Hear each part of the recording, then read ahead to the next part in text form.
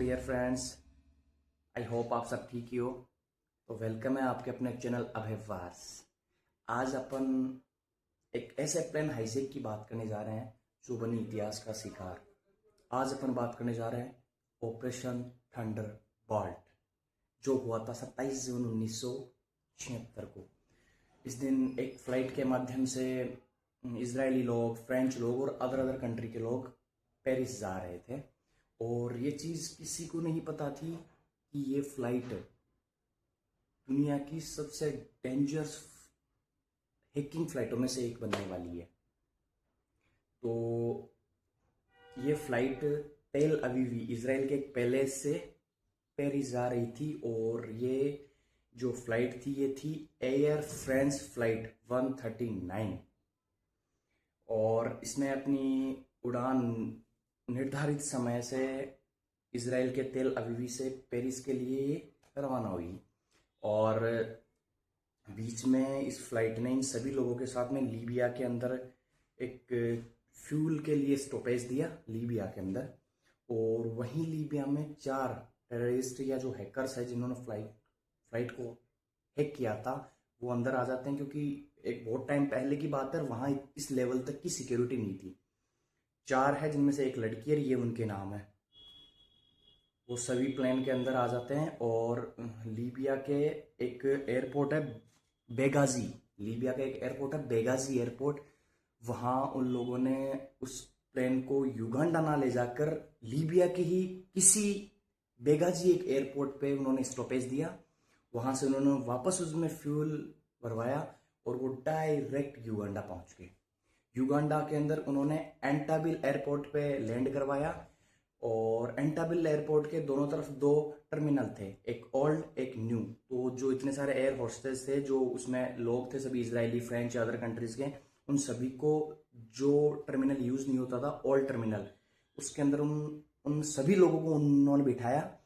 और उसके बाद में एंट्री होती है युगांडा के डायरेक्टर ईदी अमीन, जो कंप्लीटली पूरी तरीके से इन लोगों के साथ के अंदर मिला हुआ था। इनके साथ युगांडा, जहां जो टेररिस्ट आए थे, उन सभी के साथ मिला हुआ था। इंटरनेशनल लेवल पे सभी लोगों ने इस चीज के लिए उसे फोर्स किया कि आप छोड़ दो, ये चीज बहुत गलत है, रॉन्ग है, आप सपोर्ट मत करो, आप हमें बताओ ऐसा क्यों हुआ। अगर वो चाहता तो ऐसा हो सकता था, बट उसने उनको सपोर्ट किया। और जब ये बातें सारी इजराइल को पता लगी कि अपने कुछ लोगों को यूं प्लेन हाईजैक करके युगांडा के किसी एयरपोर्ट पे रख लिया है, तो अब उनके पास में ऑप्शन 2 थे। एक तो ये कि जो ये टेररिस्ट है इनकी बात मान लेना। टेररिस्ट की बात ये थी कि कुछ फिलिस्तीनी लोग इजराइल के अगेंस्ट प्रोटेस्ट कर रहे थे कि हमें एक अलग कंट्री बनानी है। तो इजराइल ने जो बड़े बड़े लोग हैं, जो फिलिस्तीनी लोग हैं, जो उस चीज़ का प्रोटेस्ट करते हैं, उन सभी लोगों को अपनी जेलों में डाल दिया।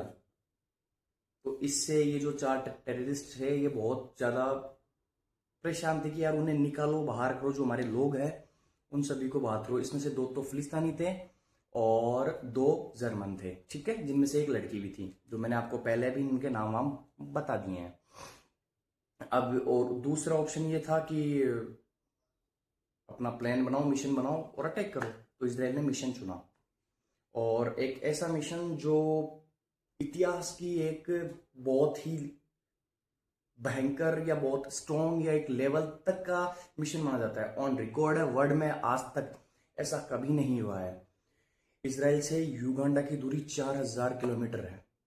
4000 किलोमीटर दूर अपने 6 एयरक्राफ्ट के साथ में, अपनी मिलिट्री, इनके कमांडोज के साथ में, पूरे सिस्टमेटिकली उसके एयरपोर्ट पे उतर के, और जो वहाँ का लीडर था इल अमीन, जो जिसका मैंने आपको नाम, ईदी अमीन जिसका मैंने आपको नाम बताया था, उसकी जो मर्सिडीज बेंज जैसी कारों का यूज करके उसके ओल्ड टर्मिनल तक सेफली पहुंचना। और जो युगांडा के मिलिट्री थी उन पे स्टार्टिंग फेज के अंदर फायरिंग वायरिंग हुई और अटैक वटैक भी हुए बहुत ज़्यादा, बट उन्होंने सेफली अपना मिशन कंप्लीट किया, और 90 मिनट में, केवल 90 मिनट में अपना कंप्लीट इन लोगों ने ऑपरेशन करके फतेह हासिल की। और इस ऑपरेशन को जो लीड कर रहे थे वो है जो प्रेजेंट इजराइल के प्राइम मिनिस्टर है बेंजामिन नेतन्याहू के बड़े भाई यूनातन नेतन्याहू जो इसको लीड कर रहे थे। बट स्टार्टिंग फेज में जब वो लोग ओल्ड टर्मिनल में घुसते हैं, अंदर एंटर रहते हैं, उसी टाइम पे युगांडा की किसी मिलिट्री द्वारा उनको गोली मार के उनकी हत्या कर दी जाती है। एंड ये होता है कि लास्ट के अंदर जब वो सभी उनका वहां का मिशन कंप्लीट होता है तो युगांडा मिलिट्री के मिग फाइटर जेट पड़े थे वहां 4, उन सभी को वहां से वो डिस्ट्रॉय करके और वापस सेफली इसराइल पहुंच जाते हैं।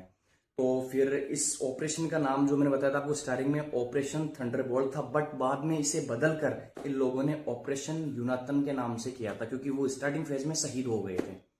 तो शायद आपको मेरी जानकारी बहुत ही अच्छी लगी होगी थंडरबोल्ट के बारे में। मैंने अपनी ओर से कंप्लीटली आपको सारी जानकारी दी है। वीडियो अच्छी लगी हो शेयर करो, लाइक करो, सब्सक्राइब करो। Thank you.